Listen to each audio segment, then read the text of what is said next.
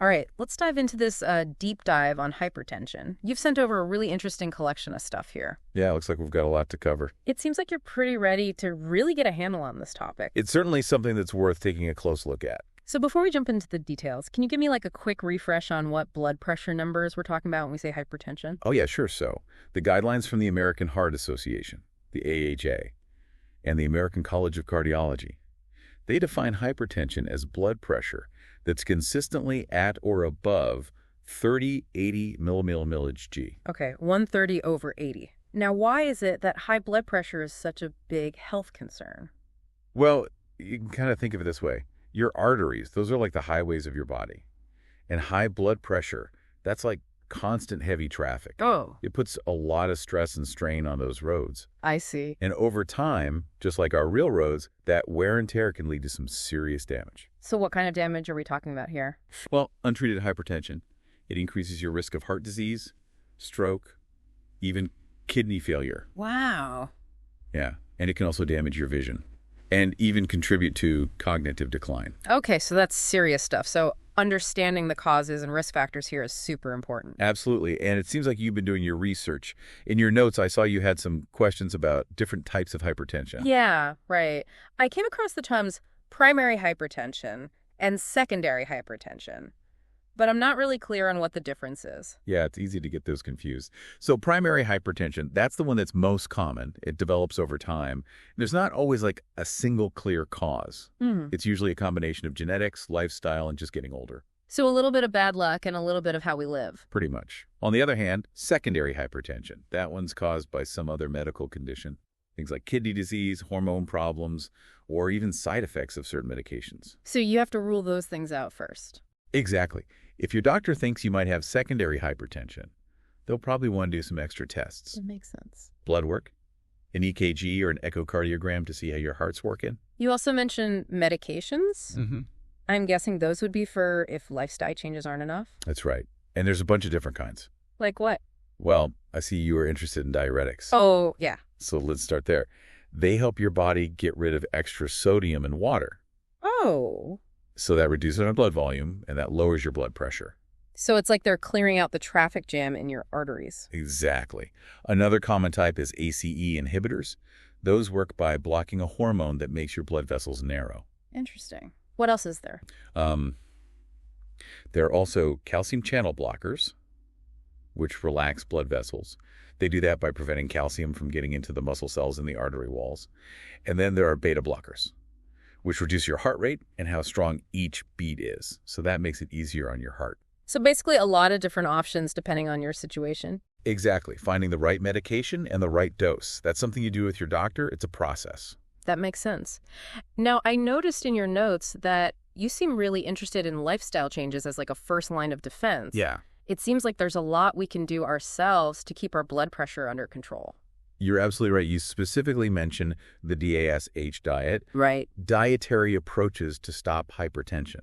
That's Yeah. kind of the gold standard for blood pressure management. It just sounds like healthy eating in general. It pretty much is. What are the main things it focuses on? It's all about loading up on fruits and vegetables, whole grains, and lean protein, and cutting back on saturated and trans fats, cholesterol, added sugar, and of course sodium. So it's really a balanced approach, focusing on nutrient-rich foods. Right. Variety is key.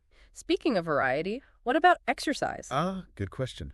How much should we be doing, and what kind is best for blood pressure? You should aim for at least 150 minutes of moderate intensity aerobic activity every week. Things like brisk walking, swimming, cycling. You also mentioned strength training, which is great for overall health and can also help with blood pressure. So getting your heart rate up and building some muscle. Exactly. But it's not all about diet and exercise, is it? Stress seems to play a role in blood pressure, too. Oh, absolutely. When you're stressed, your body goes into that fight or flight mode, and that means your heart rate goes up, your blood vessels constrict, and your blood pressure goes up. So managing stress is a big part of this. It's huge. You mentioned some relaxation techniques in your notes. Yeah, you specifically asked about deep breathing exercises. Right. Those can be super effective for calming down your nervous system and lowering your blood pressure response. I'd love to hear more about those. And what about yoga? I've heard that can be helpful for stress, too. Yoga's fantastic. It combines physical poses with mindful breathing, And that can really help reduce stress, improve flexibility, and just relax you. Okay, so we've got diet, exercise, and stress management. Anything else we need to keep in mind? Well, you had a question about sleep in your notes. Oh, yeah. That's a big one. When you sleep, your blood pressure naturally goes down.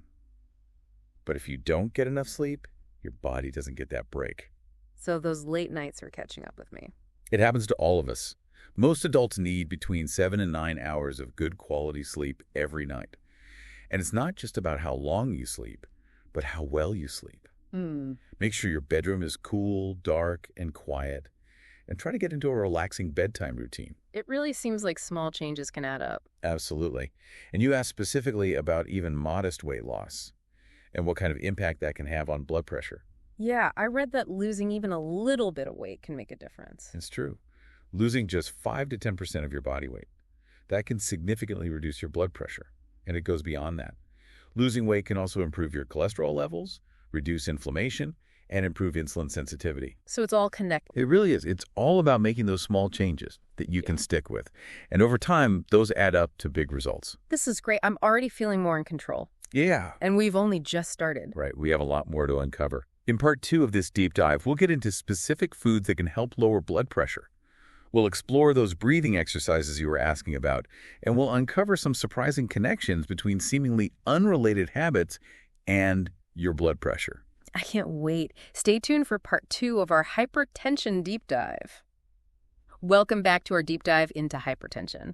So before we get to those specific foods and breathing exercises you mentioned, you had some really interesting questions about the gut microbiome and how it all ties into blood pressure. Yeah, that's a really hot area of research right now. It seems like everything is connected to the gut these days. What's the connection with blood pressure? Well, it turns out that all those trillions of bacteria living in our gut, that whole community, we call it the gut microbiome, it seems like they play a much bigger role in our overall health than we ever realized. Research is showing that when the gut microbiome is out of whack, that can actually contribute to inflammation throughout your whole body.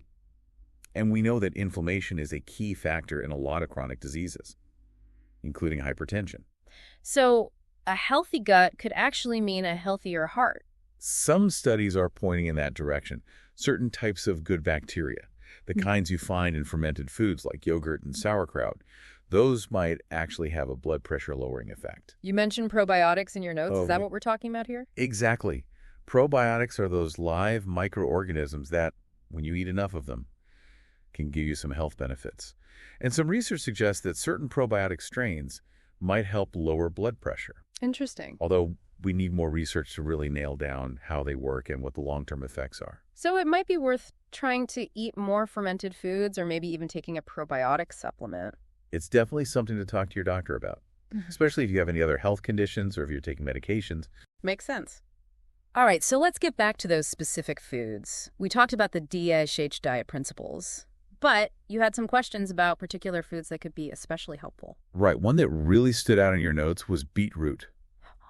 You even highlighted a study that found beetroot juice can actually lower blood pressure, even in people who already have hypertension. Beets. I wouldn't have thought of that. Well, beets are packed with nitrates, and your body converts those nitrates into nitric oxide, which is a molecule that helps relax and widen your blood vessels. So that improves blood flow and lowers blood pressure. Huh. So just a glass of beetroot juice could be a natural way to boost those nitric oxide levels. That's what the research suggests. Interesting. You were also interested in the role of fiber, especially soluble fiber. Yeah. I know it's good for digestion, but what's the link to blood pressure? So soluble fiber is the type you find in foods like oats, beans, lentils, flax seeds. And it forms a gel-like substance in your digestive tract. That gel actually binds to cholesterol and helps remove it from your body. So it helps lower the bad cholesterol. Exactly. Which is a risk factor for heart disease. Right. And by improving your cholesterol levels, soluble fiber indirectly helps with your blood pressure too. Plus, high-fiber foods are usually lower in calories, which can help with weight management. Right, which we know is important for blood pressure control. Exactly, so it's a win-win. Now, what about potassium? I saw that in your notes, too. Yeah, potassium is kind of like sodium's opposite. It helps your kidneys get rid of excess sodium, which, as we talked about, is super important for regulating fluid balance and blood pressure. So more potassium is better? It's more about getting the right balance. A lot of people eat way too much sodium and not enough potassium. Hmm. So increasing your potassium intake through foods like bananas, sweet potatoes, beans, leafy greens, that can help restore that balance. Okay, so many good options. Before we move on from food, you had one more really interesting question Oh, right. about the timing of meals and how that affects blood pressure. Yeah, that's a new area of research that's getting a lot of attention. Does when we eat really make that much of a difference? Well, some studies are showing that eating earlier in the day and having dinner earlier, so you have longer overnight fast, Yeah. that might actually be better for blood pressure regulation. Mm. It seems to be in sync with our natural body clock. Hmm. So maybe front-loading our calories earlier in the day is a good strategy. It's something to consider, Mm-hmm. but like with all nutrition advice, it's best to talk to your doctor or a registered dietitian to see what's right for you. All right, let's shift gears a little bit and talk about those breathing techniques you mentioned. I'm really interested in learning some practical ways to calm down and lower my stress response. Sure, so let's start with diaphragmatic breathing. You might have heard it called belly breathing. Ooh, yeah. It's a really simple but powerful technique. It's about breathing deeply into your abdomen instead of taking those shallow breaths into your chest. I think I do a lot of shallow chest breathing, especially when I'm stressed. It's a natural response, but if you consciously switch to diaphragmatic breathing, it can really change how your nervous system reacts. So how do you actually do it? You want to find a comfortable position, either sitting or lying down. Put one hand on your chest and the other hand on your abdomen.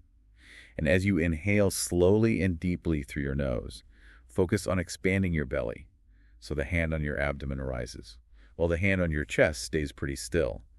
And then as you exhale slowly through your mouth, you should feel your belly contract.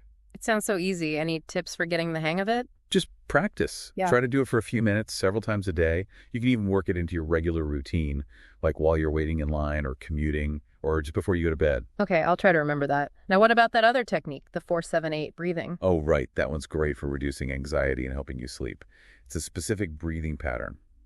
You inhale quietly through your nose for a count of 4, hold your breath for a count of 7, and then exhale completely through your mouth for a count of 8. I already feel more relaxed just hearing you describe it. It's pretty amazing. And it's so easy you can do it anywhere, anytime you need to calm down. These breathing exercises are fantastic. I can definitely see how they'd help manage stress and indirectly lower blood pressure. But is there any direct connection between breathing and blood pressure? You were really curious about slow breathing and its effect on blood pressure. Yeah. Well, it turns out there's a pretty fascinating physiological link. When you breathe slowly and deeply, you're stimulating your vagus nerve. The vagus nerve. Remind me what that is again? So the vagus nerve is the longest nerve in your body. It's like a communication highway between your brain and a lot of your internal organs, including your heart.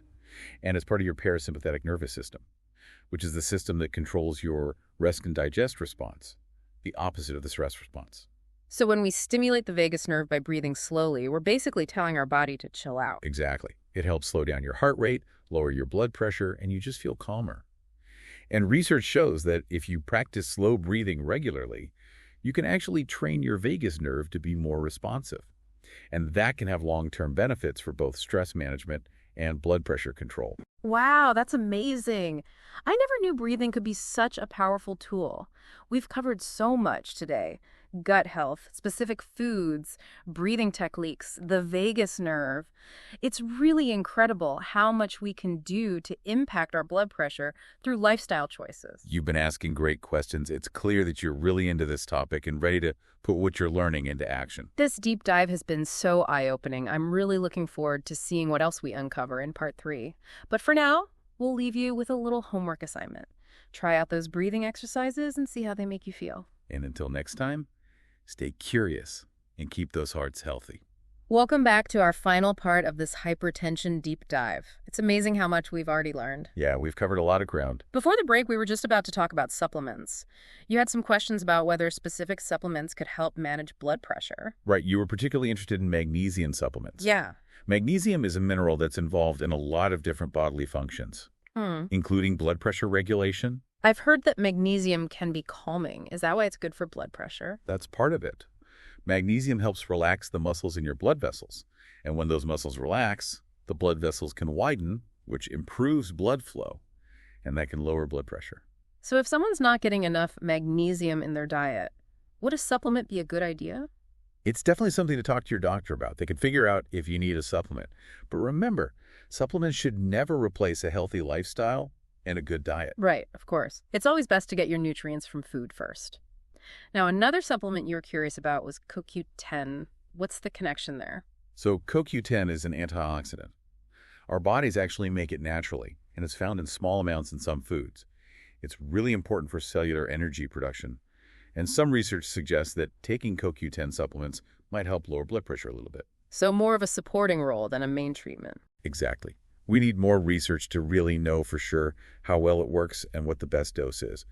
But it's definitely an interesting area to keep an eye on, especially for people who might have lower CoQ10 levels, like older adults or people with certain health conditions. This is fascinating. Every time we uncover one piece of the puzzle, it seems like it leads to even more questions and connections.